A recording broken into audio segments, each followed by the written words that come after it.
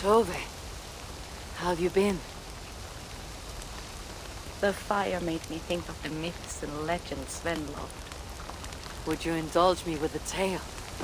I would be glad to hear of Svartalfheim. I would not tell it half as well, but his favorite was a fable, to remind us to find meaning in our deeds and not in how others think of us. Svartalfheim was not short of legendary dwarven blacksmiths. Everyone has heard of Ivaldir, Brukker, and Sindri. But this tale is of a stonemason. He lived as far south as he could, where Gulnamar meets Vankey. His workshop sat upon the shoreline. Obsessed with glory, his love of masonry had all but died. He scoured the shore, seeking precious stones washed up from other realms. Then he saw it.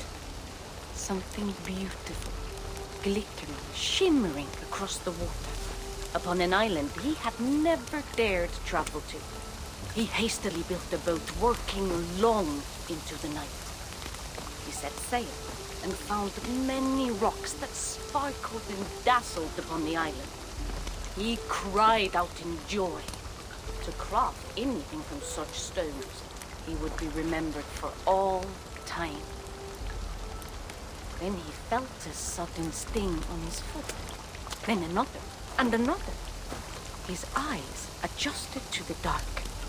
So consumed was he by his desire for renown, he failed to realize he had walked into a nest of snakes, until it was already too late. And so, clutching the stone that sealed his fate, there he died. Remembered, yes, but only for his folly. Fine tale, Toby. Well told. Sven would be proud.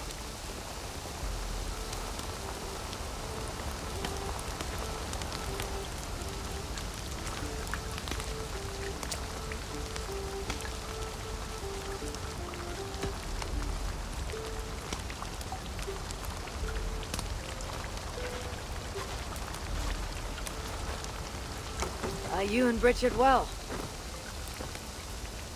Of course. The flames soothe my mind, as do the tales told here. Do you have one to share, Gunnar?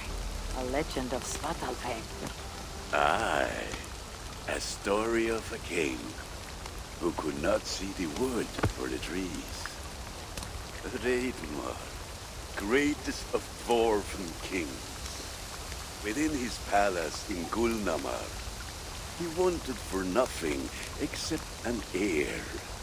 Reidmar and his wife had grown old. Perhaps too old. Late one night, consumed with worry, Reidmar walked in the shadow of his vast mountain-top palace, tears in his eyes. "The great king! What ails you?" a voice said. Afraid, Reidmar saw no one. "Who goes there?" he replied. Then he saw who addressed him. A vast and ancient tree, perhaps almost as old as Ymir himself. Reidmar sat upon its roots and told the tree he feared he was too old to give his subjects the legacy they deserved. The tree was so moved, it wept and offered its tears to Reidmar. "Drink, great king," it said, "and your woes shall be washed away." Reidmar observed the grass, the meadows, the leaves of the tree. His subjects' happiness could be seen in how they cared for the land. His legacy was all around him. Reidmar felt at ease, realizing he had everything he needed, and asked that the land receive the tree's gift instead. The trees' happy tears flowed evermore, enriching the land. 9 moons passed, and a baby's cry rang through Reidmar's palace. Long would dwarves place gifts in the weeping tree's roots, in memory of Reidmar and his kindness that shaped all he touched. All things happen when they should, old friend. I hope so.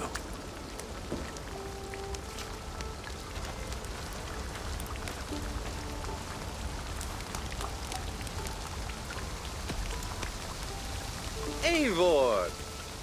Whatever is the matter? Have you been spending too much time drinking Valka's special sauces again?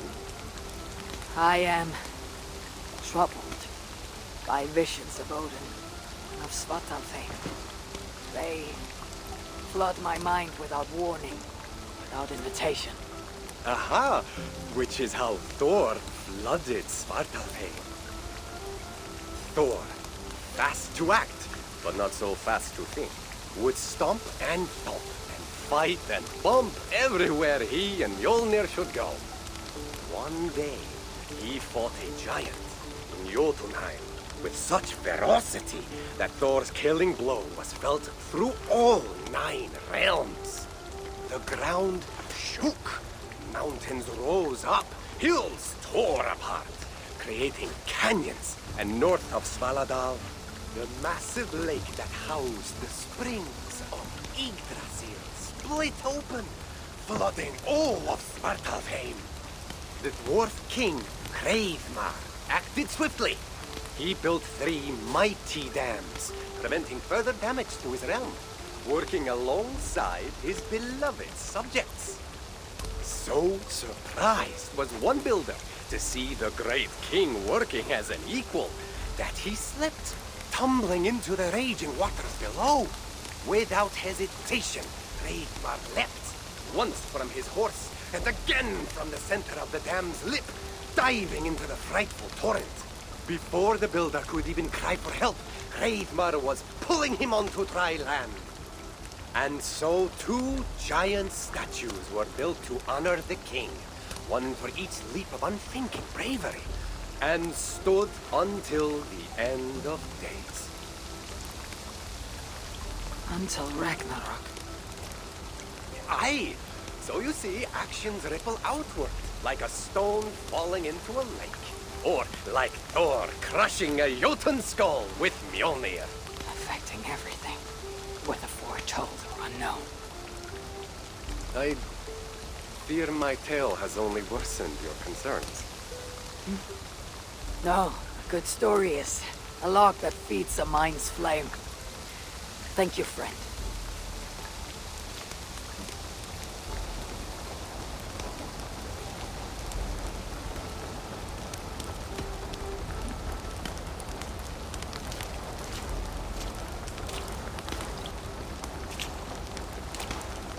I hear you seek tales of Svartalfheim. You are not alone in your glimpses of the Aesir. You have seen them too. No. Only the power the visions hold, and their effect on those once held dear. You speak of Sigurd. Do you want my tale or not? There was a dwarven miner who cared only for his work. Mining was all he knew, all he wanted to know, and all he would ever know. One day, he heard a strange noise. All his long life, working in the northern mines of Vangring, he had never known a boulder to squeak. He ignored it at first. As the hours passed, squeaking continued relentlessly. When the miner could take no more, he split the boulder apart with his pick, and then he saw a squirrel. Until now, pinned by the boulder, afraid and tired, the freed squirrel climbed into the miner's long beard and slept for 3 days. When the dwarf awoke the next day, he found fruit and nuts waiting for him. A gift from the squirrel. The first the miner had ever received. Finally, the miner had a friend. The squirrel led the dwarf to a stone hill within a lake.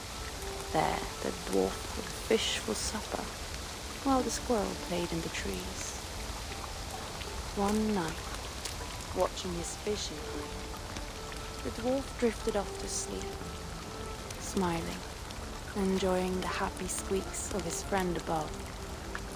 When the sun rose, its light did not find the dwarf, for he had turned to stone, his short-lived bliss captured evermore.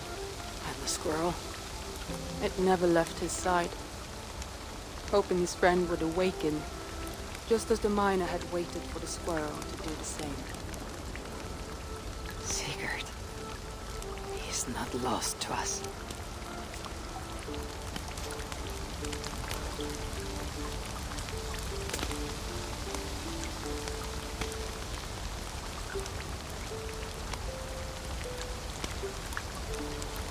In every great story there is truth to be found.